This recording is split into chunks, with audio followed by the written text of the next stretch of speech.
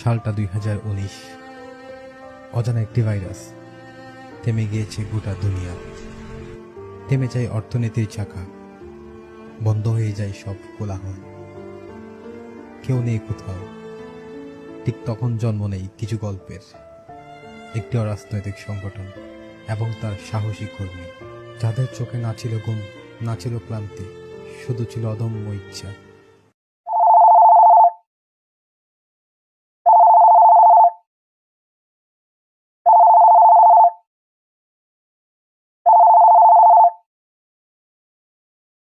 Hello, আসসালামু আলাইকুম।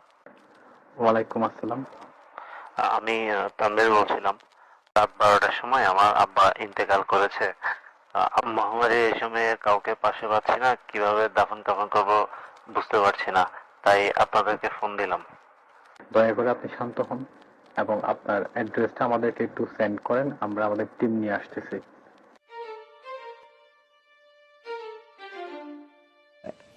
করোনার এই সংকটকালে মরদেহ দাফনে দেখা দিয়েছে নানা সমস্যা।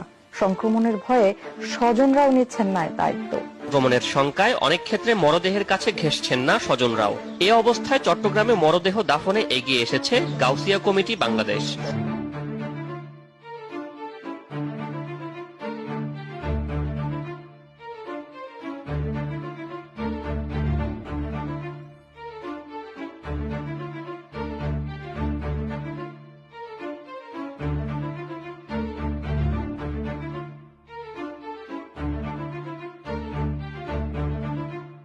আমার মা সোয়ার আলী নাথের এই দুঃসময় মৃত্যুকালে গাউসিয়া কমিটি আমাকে যে সহযোগিতা করেছে, আমি ওদের কাছে চিরকৃতজ্ঞ।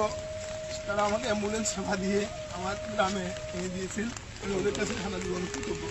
আমি চট্টগ্রাম মেট্রোপলিটন পুলিশের পক্ষ থেকে আপনাদের প্রতি কৃতজ্ঞতা জানাই যে আপনারা এত বড় একটি কাজ করেছেন। হিন্দু, মুসলমান, বৌদ্ধ, খ্রিস্টান সবার লাশ যখন করোনার সময় কি বিভৎস আমরা দৃশ্য দেখেছি।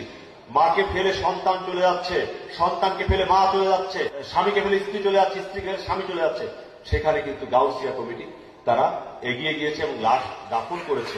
এবং এই জন্য আমরা গাউসিয়া কমিটির সকলের প্রতি আমাদের কৃতজ্ঞতা জানাই যে তারা এত ভালো কাজ করেছে।